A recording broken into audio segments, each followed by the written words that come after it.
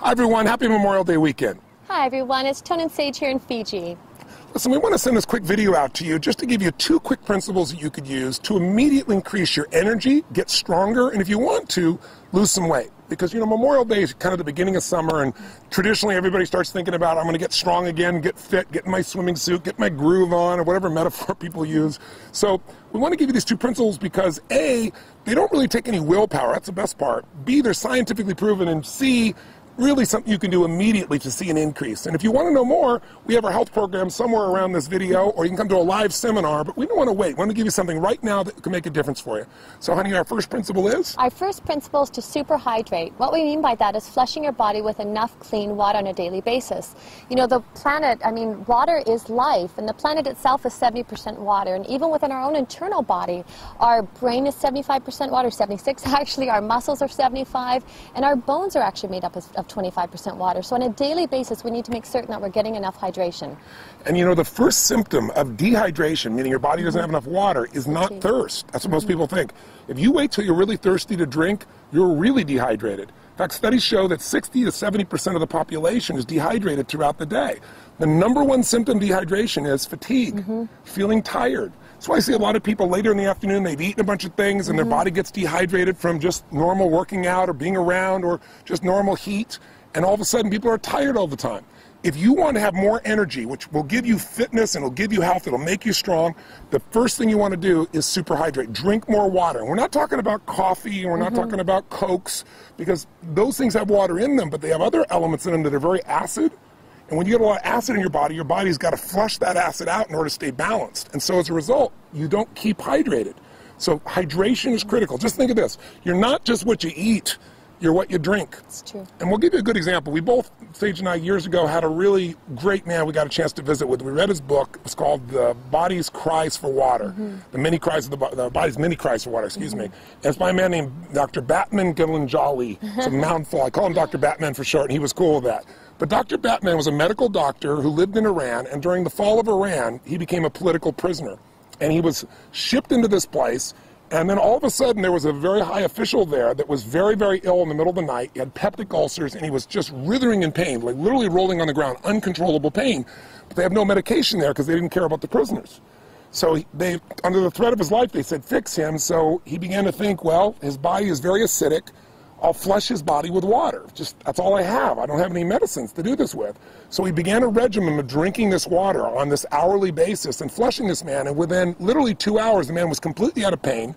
And he was blown away within 24 hours. He'd never seen anything like this with any medicine he'd ever applied. So he became fascinated since he was stuck in prison. They let him set up this little area, and he treated for 3 years more than 3,000 people with heart problems, high blood pressure, peptic ulcers, all just with water. So even though it's such a simple thing we take for granted, it's the most important thing in the world. And I'll tell you one other quick point. If you want to lose weight, this is counterintuitive. Drink more water, because what most people do, they don't want to drink water because they think, oh, I'm going to get bloated. But in fact, when you don't give your body enough water, what the body does is it holds on to the water you have, and as a result of that, you retain water. When the body sees you're giving it enough hydration, it'll let go of that excess water, and you'll actually see weight loss. So it's super important. You want to super hydrate. So now what does that mean? You want to share with them the principle? Yes, of course. The super hydration, what we mean by that is you need to, as a minimum, drink half your body weight in ounces. So myself, I'm about 140 pounds, so if you split that in half, that would be 70 ounces a day. And that's just as a minimum. And I'll share one of my own experiences as well. It's rarely I get a headache, but if I ever do, instead of, so many people will go to grab Tylenol or grab aspirin, I know I'm dehydrated. And I'll drink a full thing of water, and instantly that headache's gone. When we say super hydrate, we mean like drink a large thing of water. Most people, you drink some water and they go like this, they sip and this much water's gone. They go, I have some water. You really got to retrain your body, because our modern world has trained us to think of water as being, again, that Coke, that coffee, and it's not the same thing, okay? So here's our second quick principle. If you, again, focus here is energy, because energy is life. That's going to get you out there working out. If you're tired, you have a hard time getting yourself to do that. It'll change your mind. It'll change your emotions. So water's number 1. So number 2 is very much related, and that is go green. And what we mean by that is you want to have 70% of your diet be water-rich foods. That'll help you to alkalize. You want to explain what that means? Definitely, and when he's saying water-rich foods, he means living foods, so green veggies and plants and salads and so forth. If this was your dinner plate like so, and if my hand was a piece of, say, you know, chicken or fish or something free range, the rest of your plate should be green salad and veggies, raw and live and living, so it helps to neutralize. Salads and green veggies, they're high in chlorophyll, they're high in minerals, and the amino acids that your body needs in order to neutralize some of these acids that Tony's been talking about. A simple way of thinking about it is if you want to be alive, eat live foods. Absolutely. I mean, the more things that are dead that you're eating, the more difficult it is for your body to stay, you know, in balance. And when you think about it, you might say, well, I'm going to have a steak or I'm going to have fish or anything like that. That's very concentrated. It's not much water that's in there. But if you had a piece of watermelon, obviously that's different. If you're having pasta or bread, there's not much water in there. And water is the solvent of life. Water detoxifies our system. So you can't just drink water, because then what will happen is, you probably read about people saying, oh, don't drink too much water or you'll put an imbalance in your body. Well, that imbalance is because you lose the alkalinity of your body. You lose sodium, you lose magnesium, you lose a variety of chemistry that's there. So we really teach people how to alkalize. And when you drink green drinks or eat green foods, you're getting these natural alkaline components. What do we mean by that, to keep it simple? Think of it this way.